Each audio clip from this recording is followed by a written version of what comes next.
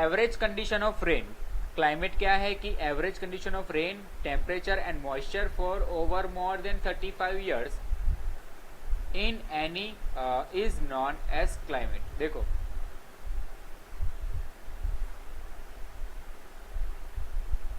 Climate क्या है कि एवरेज कंडीशन किसकी, the average condition of rain, बारिश की एवरेज कंडीशन प्लस टेम्परेचर और मॉइस्चर, ये तीनों चीज की एवरेज कंडीशन पिछले 35 साल से लेकर एक एवरेज निकाला जाता है। ओके ठीक है, तो पिछले 35 साल का वेदर का जो भी क्या निकाला गया है, एवरेज निकाला गया है, उस एवरेज को हम क्या बोल सकते हैं, क्लाइमेट बोल सकते हैं वहां का।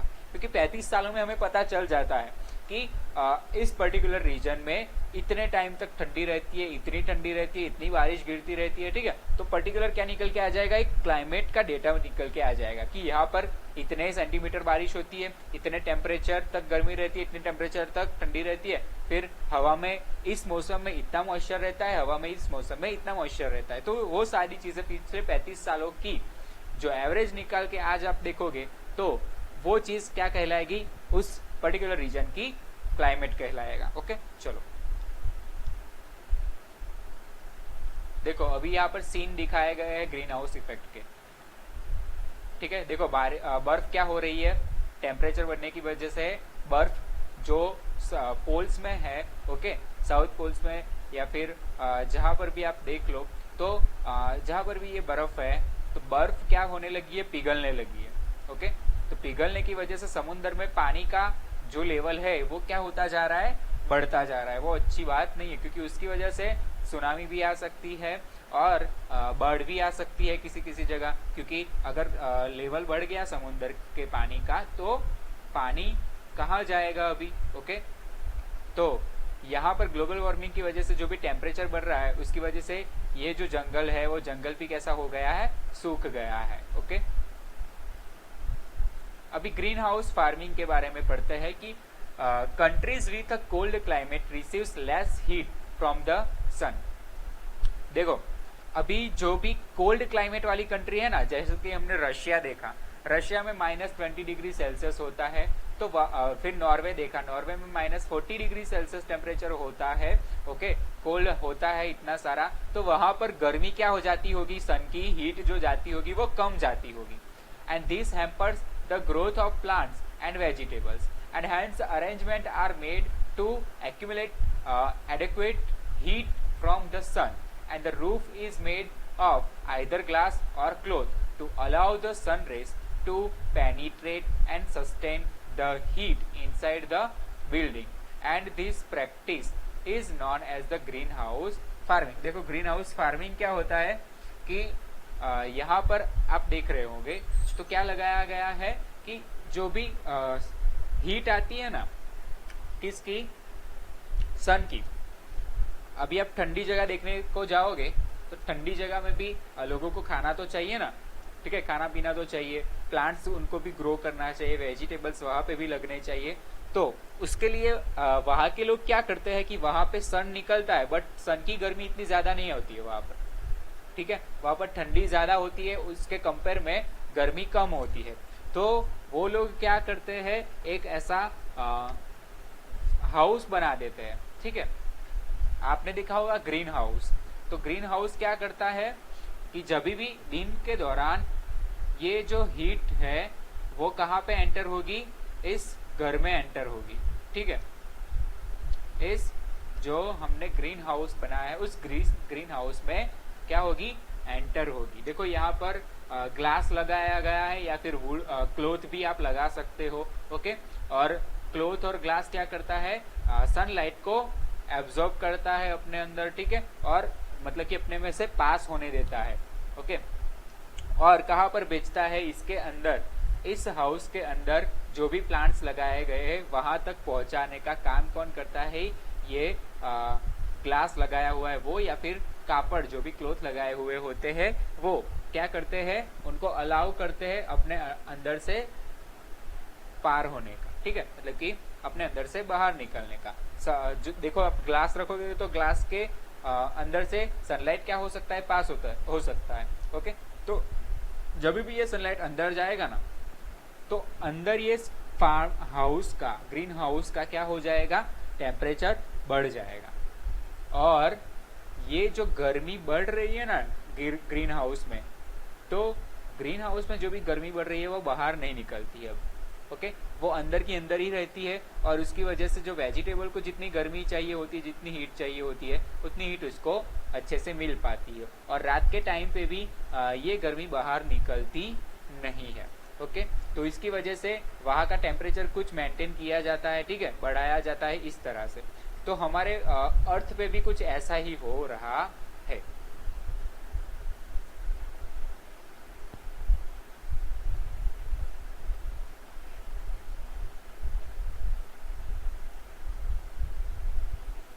यहाँ पर क्या दिया है थिंक में कि वाई आर द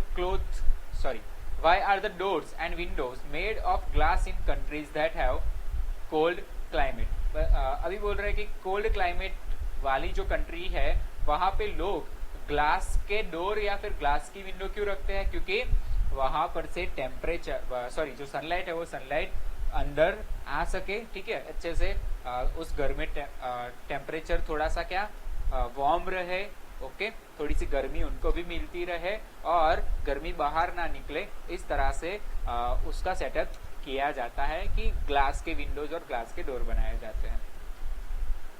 अभी देखते हैं कि चेंजिंग क्लाइमेट। देखो क्लाइमेट में चेंजेस होने से बहुत कुछ फर्क पड़ता है बच्चों, ठीक है। देखो कहीं पे बाढ़ आ जाती है तो कितना सारा पानी बढ़ जाता है।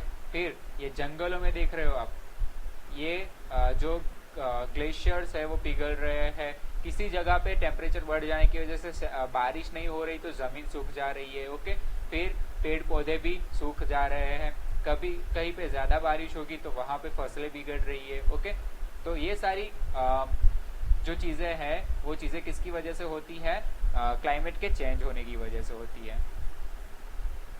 अभी आपकी नोटबुक में क्या लिखना है, 1 सेंटेंस लिखना है about each of the picture given in your notebook. आपके नोटबुक में ये जो 6 पिक्चर्स ऊपर दिए ना, उस 6 पिक्चर्स के बारे में थोड़ा थोड़ा लिखना है कि व्हाट इज ग्लोबल वार्मिंग। अब पढ़ते हैं कि ग्लोबल वार्मिंग क्या है।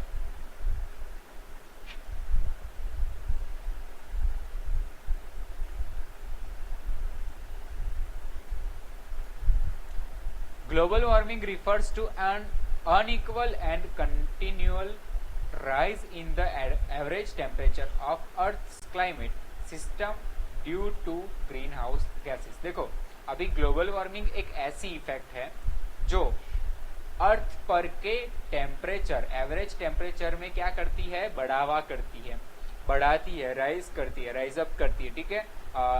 अर्थ पर का जो टेम्परेचर है उसको बढ़ाने का काम कौन करता है, ये ग्लोबल वार्मिंग करता है। क्योंकि ग्लोबल वार्मिंग की वजह से ही अपने अर्थ पर का जो टेम्परेचर है वो बढ़ जाता है। या फिर ऐसा भी बोल सकते हो कि अर्थ पर जो टेम्परेचर बढ़ रहा है वो ग्लोबल वार्मिंग की वजह से बढ़ रहा है। क्यों, क्योंकि देखो जो भी अर्थ पर क्लाइमेट सिस्टम है ना, वो ग्रीन हाउस गैसेस की वजह से चेंज हो रही है, ओके। कि ग्रीन हाउस की वजह से जो भी गैसेस फॉर्म हो रही है वो गैसेस क्या करती है, टेम्परेचर बढ़ा देती है अपने अर्थ पर का। चलो, it occurs when certain gases in the atmosphere and trap infrared radiation UV rays and this effect makes the planet warmer which subsequently reach to global warming। देखो अभी क्या होता है, जब भी ऐसी ग्रीन हाउस गैसेस छूटती है तो इट अकर्स व्हेन, ये कब होता है, जब सर्टेन गैसेस, थोड़ी गैसेस इन द एटमॉस्फेयर में जो भी गैसेस रहे हैं वो गैसेस किसमें, यूवी मतलब कि अल्ट्रावायोलेट रेडिएशन जो हमारे लिए हार्मफुल होता है। तो जो अल्ट्रावायोलेट रेडिएशन होता है वो क्रिएट होता है और this effect makes the planet warmer. और ये जो अल्ट्रावायोलेट रेज का रेडिएशन जो फैलता है वो रेडिएशन क्या करता है, जो हीट की इफेक्ट है अपने प्लैनेट पे वो बढ़ा देता है, हीट बढ़ा देता है, ठीक है। And this effect makes the planet warmer, planet को गर्म बना देता है which subsequently reach to global warming. देखो यहाँ पर green house effect and global warming का पूरा दिखाया गया है कि सनलाइट कुछ आती है तो अपना ये जो है ओजोन लेयर है ना, वो ओजोन लेयर क्या करता है, ओजोन लेयर में से कोई सन रेज पास हो जाती है और कोई सनरेज रिफ्लेक्ट हो जाती है। ठीक है, चलो देखो, डिफॉरेस्टेशन मतलब कि जंगलों का जलना, ओके। CFCS, CFCS एक गैस आता है जो आपके अभी तो नहीं है, पहले के AC और फ्रीज देखोगे तो उसकी वजह से वहां पर से जो CFC गैस क्लोरोफ्लोरोकार्बन निकलता था, वो क्लोरोफ्लोरोकार्बन भी ग्लोबल वार्मिंग के लिए क्या था, एक हानिकारक गैस बोल सकते हैं हम उसको। ठीक है, क्योंकि CFC गैस जो भी निकलता था वो CFC क्या था, हार्मफुल रहता था और उसकी वजह से ग्लोबल वार्मिंग में क्या हो रहा था, बढ़ावा हो रहा था। फिर ऑयल पेट्रोल से चलने वाले इंजिन, मतलब कि कार्स ले लो, बाइक्स ले लो, स्कूटी ले लो। ठीक है, चलो फिर green house gases and fossil fuels. ठीक है, ग्रीन हाउस में से निकलने वाले गैसेज और फैक्ट्रीज में निकलने वाले गैसेज। ओके, देखो अभी क्या होता है कि जो भी हीट आती है ना, वो हीट अपने अर्थ पर तो आती है, पर उसके सामने हमें क्या है, उसको वापस भी भेजना पड़ता है, तो वापस नहीं जा पाती है इन ग्रीन हाउस गैसेस की वजह से। ओके, चलो और वापस नहीं जा पाती वो गैसेस, ओके, वो रेस वापस नहीं जा पाती, वो गर्मी बाहर नहीं निकल पाती अपने अर्थ पर से। तो अर्थ पर से गर्मी जब बाहर नहीं निकलेगी तो क्या होगा बच्चों, कि अर्थ पर का टेम्परेचर बढ़ जाएगा और हमें क्या हो सकता है, डिफेक्ट हो सकता है।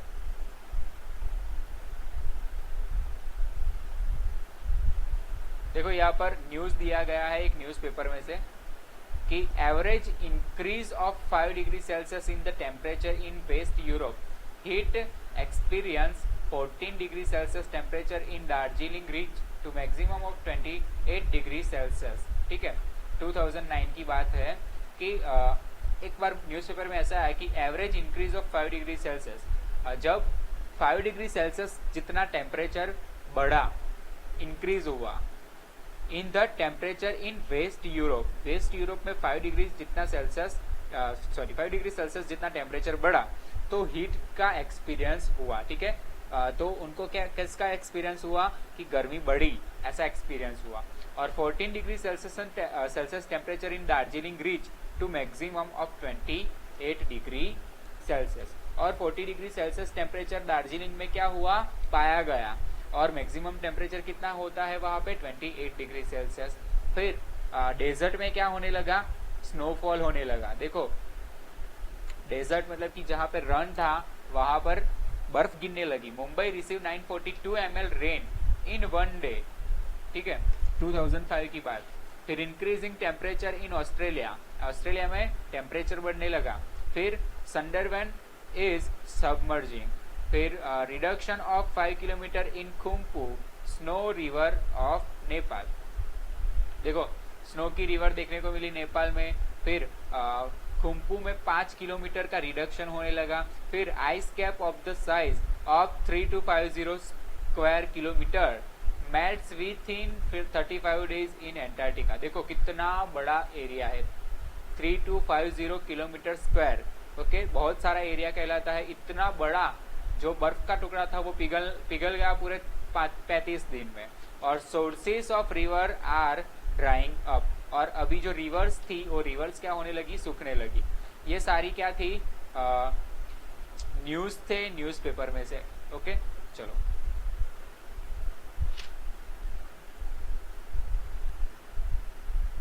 अब देखते कि how does the earth gate heated. Okay, अभी देखते हैं कि अर्थ गर्म कैसे होता है।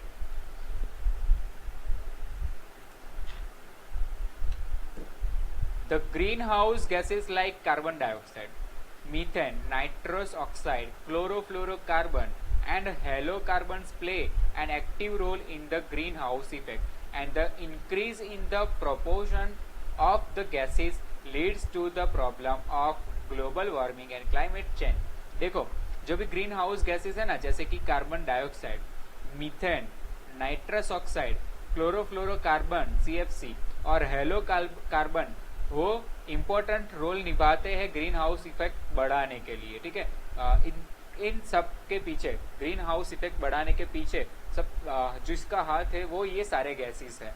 ठीक है, and the increase in the proportion of this gas leads to the problem. देखो, और जैसे ही ये गैसेस बढ़ते जा रहे हैं वैसे वैसे ग्लोबल वार्मिंग बढ़ता जा रहा है, ठीक है, ग्लोबल वार्मिंग जैसे ही बढ़ता जा रहा है वैसे वैसे क्लाइमेट चेंज होता जा रहा है, ओके। और जैसे जैसे क्लाइमेट चेंज होगा अपने को ही ज्यादातर तकलीफ होने वाली है। चलो, यहाँ पर 1995 टू 2004 मीन टेम्परेचर दिखाया गया है। देखो, टेम्परेचर एनोमली सेल्सियस में दिखाया गया है। तो ये जो कलर्स है ना, इस कलर्स को पहचानो बच्चों। ये जो अराउंड कलर है ना, तो वो है 1 to 1.5 डिग्री के बीच का टेम्परेचर। तो ये सारी जगह पर आप देखोगे तो 1 to 1.5 डिग्री सेल्सियस जितना टेम्परेचर देखने को मिलेगा। फिर ये ब्लू वाला है, तो ब्लू वाला ये रहा, तो आपको -1 to -1.5 डिग्री सेल्सियस तक का टेम्परेचर यहाँ पे देखने को मिलेगा, ठीक है। इस तरह से इसको देखते हैं।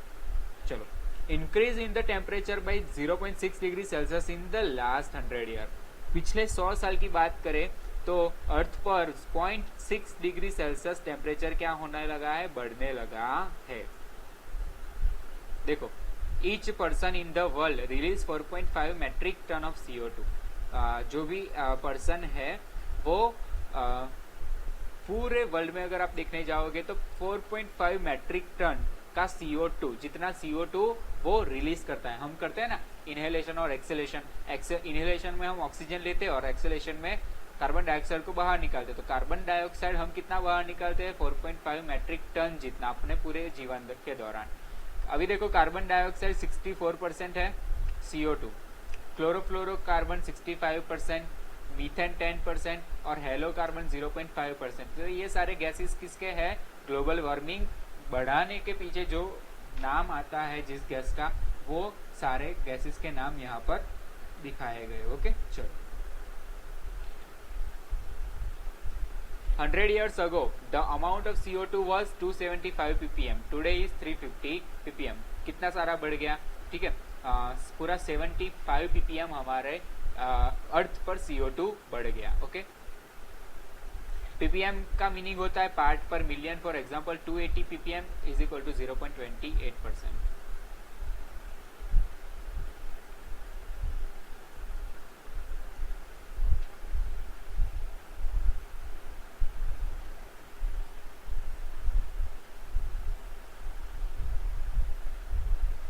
देखो बच्चों, यहाँ पर दिया गया है कि increase the average temperature on earth in last 150 years.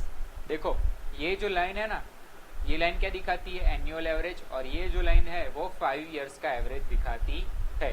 ये ईयर है 1860, 1880, 1900, 1920, 1940, और ये है टेम्परेचर एनोमली, मतलब कि 0.6, 0.42, 0.2, 0.4। तो कितना कितना टेम्परेचर बढ़ा है, कितना कितना टेम्परेचर कम हुआ है, वो इस ग्राफ पर से आप देख सकते हो, ओके। चलो, एनुअल एवरेज मतलब कि एक साल में कितना चेंजेस आया, 5 इयर्स एवरेज मतलब कि 5 साल में कितना चेंजेस आया, वो सारी चीजें यहाँ पर डिनोट की गई है।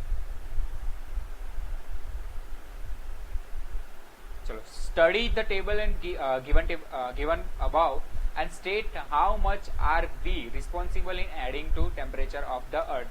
हम कितने सारे रिस्पॉन्सिबल है इस अर्थ का टेम्परेचर जो बढ़ रहा है उसके पीछे कौन है, हम ही बड़े जिम्मेदार है कि हम हमारी गलतियों की ही सजा अभी भुगत रहे हैं। हमने इतनी सारी गलतियां की है, इसकी वजह से ही ग्लोबल वार्मिंग क्या होने लगा है, बढ़ने लगा है। देखो, प्लेस थिंक अभी थर्मल पावर स्टेशन है जो 200 मेगावाट का क्या करंट प्रोड्यूस करता है। अभी टाइम दिया गया है ईयरली, और proportion of gases release that aggravates the green house effect. मतलब कि थर्मल पावर स्टेशन की वजह से पूरे साल के दौरान जो भी गैसेस निकलते हैं, जो गैसेस ग्रीन हाउस इफेक्ट को क्या करते हैं, बढ़ाते हैं, वो गैसेस कितने निकलते हैं, 9 लाख टन जितना गैस निकलता है सिर्फ थर्मल पावर स्टेशन में से। मोटर कार की बात करें तो एक साल में वो 17 करोड़ टन, ये तो फिर भी लाख था, बट ये तो पूरा 17 करोड़ टन जितना जो ग्रीन हाउस गैस है उसको छोड़ रहा है। कौन, कार। एसी की बात करें, ऑन एवरेज 2 आवर, अगर हर दिन 2 घंटे एसी चलती है और 24 घंटे का एवरेज निकाले तो 2230 किलोग्राम जितना गैसेस वो बाहर निकालती है, ग्रीन हाउस गैसेस। और जिसकी वजह से क्या होने लगता है बच्चों कि ग्रीन हाउस इफेक्ट बढ़ने लगती है। टीवी 24 आवर अगर आप देखोगे तो 190 kilogram green house gases produce होंगे। ट्यूबलाइट चलती रहेगी 24 आवर तो 88 किलोग्राम क्या निकलता रहेगा, ग्रीन हाउस गैसेस निकलता रहेगा। कंप्यूटर चलाने से 130 किलोग्राम क्या निकलता है, ग्रीन हाउस गैसेस। और फ्रीज चलाने से 24 आवर चलाने से 920 किलोग्राम क्या निकलता है, ग्रीन हाउस गैसेस, जो बहुत ही हार्मफुल है हमारे लिए। ठीक है, चलो अभी देखते हैं मीथेन गैस।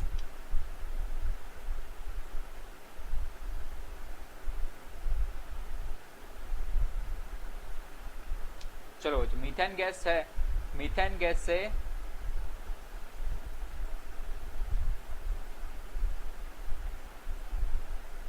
मीथेन गैस, ठीक है, मीथेन एक गैस है जो क्या है, ग्लोबल वार्मिंग के लिए बढ़ावा करता है। ये तो जब जब मीथेन गैस बढ़ता जाएगा वैसे वैसे ग्लोबल वार्मिंग बढ़ता जाएगा। The massive increase in methane proportion from 315 ppm in the year and 1750 to 1764 ppm in the year 2005 was due to the reason listed below। देखो मीथेन गैस का जो बढ़ना होता है ना, वो पहले था 315 ppm और इन द ईयर 1750 और 1750 to 1764 ppm in the year 2005। 2005 में अगर आप देखोगे तो 1750 टू 1764 ppm तक चला गया था मीथेन गैस। और क्यों चला गया था, उसके कुछ रीजन है, तो वो रीजन देख लेते हैं। चलो, excelling of animal and metabolism process. देखो मेटाबॉलिज्म प्रोसेस मतलब कि हम हमारी बॉडी की जो सारी प्रोसेस है उस दौरान जो भी गैस प्रोड्यूस होती है।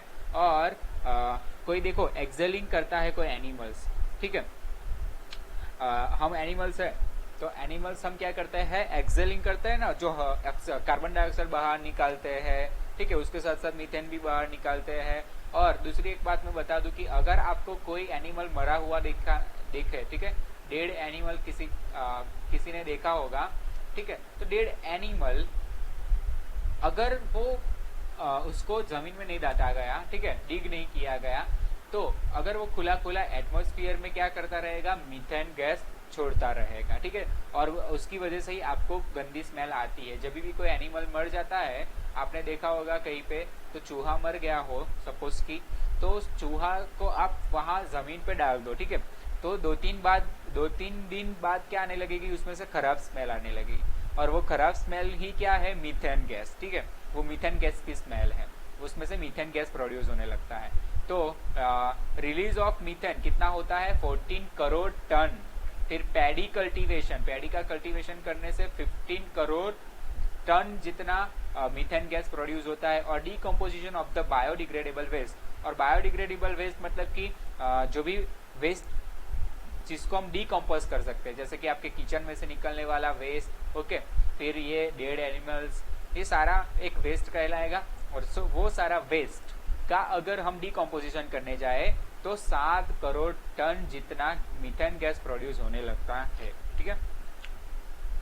अब देखते हैं कि nitrous oxide, the proportion of nitrous oxide has increased from 270 ppm to recent 319 ppm। देखो बच्चों, जो भी नाइट्रस ऑक्साइड है वो क्या होने लगा है, 270 ppm से बढ़ के 319 ppm तक चला गया है। तो ये गैस भी कैसी हो सकती है, खतरनाक हो सकती है, क्योंकि ये सारी गैसेस क्या करती है कि जो भी ग्लोबल वार्मिंग की इफेक्ट है उसमें बढ़ावा देती है, ये सब ओके, साथ देते हैं उनका, और ग्लोबल वार्मिंग इफेक्ट बढ़ाते हैं, और इसकी वजह से ही हमारे अर्थ पर का टेम्परेचर बढ़ने लगता है। अब देखते हैं कि chlorofluorocarbon CFC due to the use of foam आता है ना, आपने देखा होगा। फिर plastic, refrigerator, AC circuit, aerosol spray, the minute particle having the size ranging from 1 micron to 10 micron is known as aerosol। aerosol किसे बोलते हैं कि minute particles having the size of ranging from 1 micron, 1 micron से 10 micron तक की जो चीजें होती है उसको एरोसोल बोला जाता है, ठीक है। उसको स्प्रे करना जो रहता है ना, 1 मिनट में कितने पार्टिकल्स बाहर निकलते हैं, तो वो एरोसोल स्प्रे की वजह से भी क्या फैलने लगती है, CFC गैस प्रोड्यूस होने लगती है, etcetera. There has been an increase in the CFC। तो ये सारे रीजंस है CFC के बढ़ने के, ठीक है, CFC गैस के इंक्रीज होने के, ये इतने सारे रीजंस है। तो हमें ये सारी चीज़ों का यूज़ कैसा करना चाहिए, कम, जैसे कि रेफ्रिजरेटर, AC है, फिर फोम का यूज़ है, प्लास्टिक का यूज़ है, ये सारी चीज़ों का यूज़ हमें कम कर देना चाहिए, तो क्लोरोफ्लोरोकार्बन भी प्रोड्यूस होना कैसा कम हो जाएगा। चलो, इफेक्ट ऑफ ग्लोबल वार्मिंग। तो change are observe in the growth and development of the vegetation and certain species of birds are now disappearing. अब आप देखोगे तो चिड़िया आपको कम देखने को मिलेगी, तोता आपको कम देखने को मिलेगा, ठीक है। तो ये जो अलग अलग टाइप्स के बर्ड्स हैं, ठीक है, उनकी जो प्रजातियां हैं वो देखने को कम मिल रही है, क्योंकि उनका जो प्रीफर टेम्परेचर है, प्रीफर एनवायरनमेंट है, वो उनको नहीं मिल रहा है, ठीक है, क्योंकि जो भी टेम्परेचर है अर्थ का वो तो बढ़ जा रहा है, और उनको तो कम, मतलब कि मीडियम टेम्परेचर चाहिए, वो तो उनको मिल ही नहीं रहा। तो उसकी वजह से वो क्या हो जा रहा है, डिसअपियर हो जा रहे हैं, अभी दिख नहीं रहे हैं, उनकी जो जातियां है, प्रजातियां है, वो कम होने लगी है। देखो, स्पैरो एंड वल्चर्स, यहाँ पे एग्जांपल दिए हैं। 2000 glaciers of Himalayas have receded, melted. देखो, 2000 ग्लेशियर्स जो है हिमालय के, वो क्या होने लगे, पिघलने लगे। यहाँ पर मई 12, 2001 की बात की है, तो जब ग्लेशियर की एक फोटो दिखाई गई है। फिर जुलाई 1, 2003 में देखोगे तो ग्लेशियर क्या होने लगा है, पिघलने लगा है। यहाँ से नीचे से देखोगे, ऊपर से देखोगे तो ये सारा बर्फ जो है वो पिघलने लगा है। फिर जून 19, 2006, 3 साल बाद की फोटो दी गई है, तो 3 साल में कितना सारा बर्फ क्या हो जा रहा है, पिघल जा रहा है। तो ये किसकी वजह से, ग्लोबल वार्मिंग की इफेक्ट बढ़ने की वजह से, अर्थ पर का टेम्परेचर बढ़ने की वजह से। And there has been an increase in natural calamities like famine, cyclone, excessive rain and flood in the last 10 years। तो अभी पिछले 10 सालों में देखोगे तो आपको फेमाइन देखने को मिला होगा, साइक्लोन देखने को मिला होगा, ठीक है। किसी जगह पे कम बारिश होती है इसलिए फेमाइन देखने को मिलता है, किसी जगह पे ज्यादा बारिश होती है तो उसकी वजह से फ्लड देखने को मिलता है, और किसी किसी जगह पे साइक्लोन भी देखने को आपको मिलता है। और आपने 2020 में बहुत सारे एक्सपीरियंस कर लिए कि क्या क्या हो सकता है, ठीक है। जो नहीं हो सकती चीजें वो भी 2020 में हो चुकी है। The places receiving heavy rainfall are now experiencing less rainfall, and Rajasthan and Dubai experience heavy rain, and there is scanty of rain in Cherrapunji। देखो, the place receiving heavy rainfall, ऐसी जगह की बात की है जहाँ पे क्या होता है, heavy rainfall, heavy बारिश होती है। are now experiencing less rainfall, उस जगह पे अभी आप देखने जाओगे तो कम बारिश देखने को मिलेगी, ठीक है। पहले कैसा था कि एक जगह थी वहां पे आपको ज्यादा हैवी बारिश देखने को मिलेगी, और आज अगर उसी जगह पे देखने जाओगे तो कम बारिश देखने को मिलेगी। फिर राजस्थान की बात की कि Rajasthan and Dubai experience heavy rain. Rajasthan और दुबई में पहले बारिश नहीं होती थी, वहां पे सूखा सूखा ही रहता था, बट अभी उनको हैवी रेन का एक्सपीरियंस होने लगा है। And there is scanty of rain in Cherrapunji, और चेरापूंजी में बारिश कम देखने को मिल रही है, जैसे कि वहां पर तो बहुत सारी बारिश होती थी। और the production of pulses has gone down. देखो, जो भी पल्सेस है उनकी जो प्रोडक्शन है वो कम होते जा रही है। And the level of ground water has decrease, मतलब कि ग्राउंड के अंदर जो पानी का लेवल है वो कम होता जा रहा है। And the melting of glaciers has increase the water level in oceans. देखो, जो भी ग्लेशियर्स पिघल रहे हैं ना, उसकी वजह से समुद्र में, ओशियंस में जो भी पानी का लेवल है वो बढ़ता जा रहा है, और this has aggravated the erosion of coastline, ठीक है। और इसकी वजह से बहुत सारे क्या होते हैं, डिजास्टर्स भी प्रोड्यूस होते हैं। And human beings will fall victims to dehydration and malnutrition due to the increase in temperature. देखो, ह्यूमन बींग में भी थोड़े प्रॉब्लम्स आने लगते हैं, जैसे कि डिहाइड्रेशन होने लगता है, फिर मेल्नुट्रिशन होने लगता है। वो किसकी वजह से, अर्थ पर जो टेम्परेचर बढ़ रहा है उसकी वजह से, ठीक है। डिहाइड्रेशन कब होता है, जब आपके बॉडी के अंदर पानी कम होने लगता है तब। And there will be changes in the cycle of seasons. देखो, अभी आप है ना, हमने पिछले साल क्या अनुभव किया था कि दिवाली पे बारिश आ गई थी, ठीक है, ठंडी के मौसम में बारिश आ गई थी, तो ये जो साइकिल है वो चेंज होने लगी। ओके, तो बारिश होने लगी, कभी भी बारिश हो जाती है, कभी भी ठंड बढ़ जाती है, कभी भी गर्मी बढ़ जाती है, तो ये सारी चीजें अनइक्वल हो गई है, ठीक है। वेदर में बहुत सारा क्लाइमेट में चेंजेस आ गया है, and the characteristic of summer and winter season will change, ठीक है। चलो, अभी कभी कभी तो समर में या फिर विंटर में भी क्या होने लगती है, बारिश होने लगती है। And the salinity of the soil in Gujarat will increase due to the increase of 25 centimeter in sea level, or there is a marked decline in the agricultural production. The frequency of disease like cholera, dengue, malaria, yellow fever, swine flu etc. has increased. देखो यहाँ पर क्या होता है कि बहुत सारे disease भी प्रोड्यूस होने लगते हैं कि जैसे कि कॉलेरा है, डेंगू है, मलेरिया, येलो फीवर है, स्वाइन फ्लू है, ये सारी चीजें, ये सारी बीमारियां भी देखने को मिल रही है और वो बढ़ रही है, इंक्रीज होने लगी है। And the area near the coast of Maldives, Bangladesh, Philippines, West Indies and Australia have submerge. अभी जो एरिया है जो भी coast, near the coast of Maldives, Maldives के नजदीक जो भी है, बांग्लादेश के नजदीक, फिलीपींस के नजदीक, वेस्ट इंडीज और ऑस्ट्रेलिया के नजदीक है, उनको सबमर्ज किया गया है। और according to an institution name Greenpeace, approximately 55 lakh people living in Gujarat will have to migrate in the year 2100। देखो approximate 55 लाख लोग गुजरात में क्या रहेंगे, ग्रीन प्लेस नाम का एक इंस्टीट्यूशन में। चलो, कब की बात की है, 2100 सेंचुरी की बात की। And the flowers are losing their fragrance due to global warming।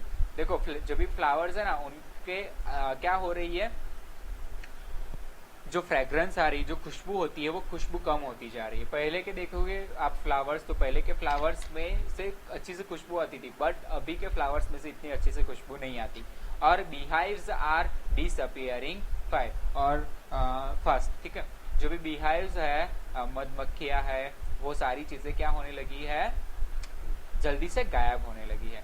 देखो यहाँ पर factors increasing the temperature on earth, industry में छूटता हुआ पानी और गैसेस जो भी है यहाँ पर आपको देखने को मिल रहे होंगे, ठीक है। ये सारे गैसेस क्या होते जा रहे हैं, इंडस्ट्री में से निकलते जा रहे हैं और हमारा जो अर्थ का टेम्परेचर है उसको बढ़ाते जा रहे हैं। देखो यहाँ पर फ्रीज दिया गया है और फ्रीज के पीछे जो यहाँ पर कंप्रेसर लगाया हुआ रहता है, ठीक है, इसके कंप्रेसर बोलते हैं। फ्रीज के चलने से सीएफसी गैस प्रोड्यूस होती है, एसी के चलने से सीएफसी गैस प्रोड्यूस होने लगती है, ओके। तो इसकी वजह से क्या होने लगता है कि हमारा जो टेम्परेचर है अर्थ पर का वो बढ़ने लगता है।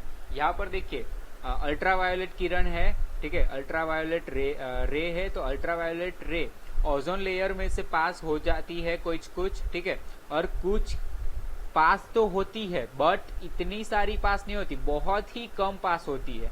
क्यों? क्योंकि ओजोन लेयर हमें क्या करता है, अल्ट्रावायोलेट की अल्ट्रावायोलेट जो भी रेडिएशन है उससे बचाता है। बट अगर ओजोन लेयर में क्या पड़ रहे हैं, गड्ढे पड़ रहे हैं, ऐसा आपने सुना होगा, होल पड़ रहे हैं ओजोन लेयर में, तो वो होल में से क्या आ जा रहा है, अल्ट्रावायोलेट लेयर, अल्ट्रावायोलेट जो भी रेज है वो पूरी अर्थ पे आ रही है और हमें डायरेक्टली क्या कर रही है, डैमेज कर रही है, ठीक है।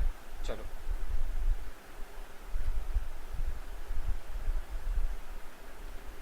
और इन चारों चीजों को चलने की वजह से CO2 गैस जो है वो ज्यादा पड़ती क्या हो रही है, प्रोड्यूस हो रही है, ठीक है। चलो इसीलिए हमें एसी और फ्रीज का जो यूज है वो कम कर देना चाहिए बच्चों, ठीक है। चलो non conventional source of energy, तो सोलर एनर्जी, विंड एनर्जी, तो ये कैसी है, नॉन कन्वेंशनल है, ओके। देखो यहाँ पर सन की मदद से और यहाँ पर विंड की वजह से आपको क्या मिलती है, एनर्जी प्रोड्यूस होते हुए देखने को मिलती है। फिर बायोमास, बायोमास में क्या होता है बच्चों कि बहुत सारा जो वेस्ट रहता है, बायो वेस्ट रहता है, तो बायो वेस्ट को, बायोडिग्रेडेबल वेस्ट को एक जगह पे क्या किया जाता है, इकट्ठा किया जाता है एक टैंक में, और उसमें से जो भी गैस मिलती है उस गैस को जला के हम क्या कर सकते हैं, एनर्जी प्रोड्यूस कर सकते हैं, ओके। चलो यहाँ पर टीडल एनर्जी देखेंगे तो यहाँ पर आपको क्या देखने को मिलेगा, एक टरबाइन जैसा सेट रहता है उसकी वजह से जो पानी का फ्लो रहता है ना, वो पानी का फ्लो क्या करता है, टरबाइन को घुमाते रहता है और आपको एनर्जी प्रोड्यूस होते हुए देखने को मिल सकती है। ठीक है, चलो measure to prevent global warming. अभी आपको ग्लोबल वार्मिंग को कम करने के लिए क्या क्या करना चाहिए वो देखते हैं। तो reduce the use of source that release CO2। देखो ऐसे सोर्सेज जिसमें से CO2 गैस ज्यादा रिलीज हो रहा है,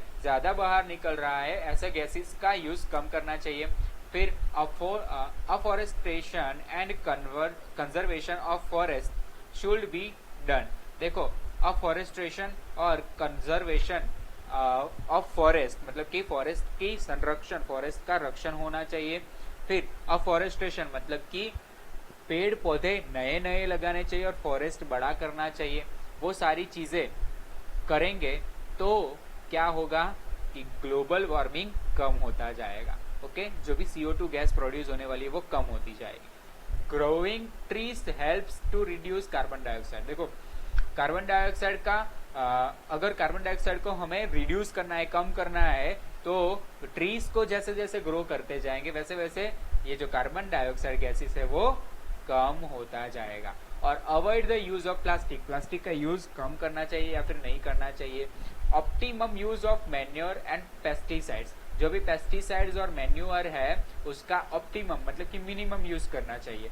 adopt organic farming, use of green manure and cattle manure. देखो अभी आपने देखा था वर्मी कंपोस्ट, वर्मी कंपोस्ट क्या रहता है, कैटल मैन्योर कहलाता है। ठीक है, कैटल के जो भी वेस्ट है, कैटल का जो भी डंप है उसको हम यूज कर सकते हैं किसमें, fertiliser, as a fertiliser manure. ठीक है, यूज कर सकते हैं। Add biotic in the food for animals. देखो जो भी फूड का जो भी एनिमल्स है उनके फूड के अंदर बायोटिक्स डालना जरूरी है। Optimum use of house hold appliances. ठीक है, और हाउस होल्ड अप्लायंसेस है उनका कम यूज करना, जैसे कि AC है, फ्रिज है। Okay, proper use of means of transport मतलब कि आपके पास जो भी व्हीकल है व्हीकल का प्रॉपर यूज करना चाहिए। ऐसे ही खाली खाली घूम के आटा मार के आओ, ऐसा नहीं करना चाहिए। ठीक है, check the growth of human population. और ह्यूमन पॉपुलेशन भी क्या करना चाहिए, उसका ग्रोथ भी कम करना चाहिए, बढ़ने देना नहीं चाहिए। And design the building with sufficient ventilation to save electricity. देखो ऐसी बिल्डिंग की डिजाइन करनी चाहिए, मतलब कि आप अगर अपना घर नया बना रहे हो तो ऐसा डिजाइन करो कि दिन में लाइट चालू ही ना करनी पड़े आपके घर में, तो उसकी वजह से इलेक्ट्रिसिटी भी सेव होगी और जो भी गैसेस है वो प्रोड्यूस नहीं होंगे और टेम्परेचर नहीं बढ़ेगा हमारा अर्थ का। Increase the use of eco friendly papers. Eco friendly papers का यूज करो। Grow plant and trees around your house. ठीक है, अपने घर के आसपास प्लांट्स और ट्रीज का क्या करो, ग्रो करो। फिर make optimum use of natural resources. जो भी नेचुरल रिसोर्स है ना उसका ऑप्टिमम यूज करो आप। And use petroleum product judicially, मतलब कि पेट्रोलियम प्रोडक्ट जैसे कि पेट्रोल है, डीजल है, कैरोसिन है, ये सारी चीजों का यूज आप बहुत कम करें या फिर जहां पे जरूर है वहां पर ही करें, ऐसे ही बर्बाद मत कीजिए उसे। Use water carefully. ठीक है, पानी को अच्छे से यूज करना चाहिए, बिगाड़ना नहीं चाहिए, वाटर वेस्ट नहीं होना चाहिए। फिर प्रैक्टिस रेन वाटर हार्वेस्टिंग। ठीक है, अभी रेन वाटर हार्वेस्टिंग करना चाहिए। और increase the use of CNG and non conventional source of energy. और अभी CNG गैस, जो CNG गैस से जो भी कार्स चलती है वो कार्स खरीदनी चाहिए और जो भी नॉन कन्वेंशनल सोर्स है एनर्जी के उसका यूज करना चाहिए, जैसे कि सोलर एनर्जी है, फिर विंड एनर्जी है, उसका यूज करना चाहिए। ठीक है, अब देखते हैं कि global policy to protect environment. अभी एनवायरनमेंट को प्रोटेक्ट करने के लिए पूरे वर्ल्ड ने मिलके, ठीक है, क्या बनाई, एक पॉलिसी बनाई। तो वो पॉलिसी क्या है कि on realising that human activities are the root cause of destruction of the environment and the countries of the world gathered at Stockholm, the capital of Sweden in 1972 to think of ways to protect the environment, and another convention was held at Rio de Janeiro, Brazil। देखो अभी क्या हुआ कि जो भी Scotland है, sorry Sweden है, Sweden में 1972 में ऐसा सोचा गया कि जो भी ह्यूमन एक्टिविटीज है उस ह्यूमन एक्टिविटी की वजह से जो भी एनवायरनमेंट है हमारा वो डिस्ट्रक्ट हो रहा है, ठीक है। तो उसमें क्या हो रहा है, थोड़ा डिस्टर्बेंस आ रहा है और एनवायरनमेंट बिगड़ते जा रहा है। तो इस एनवायरनमेंट को प्रोटेक्ट करने के लिए स्वीडन में 1972 में एक पॉलिसी की गई।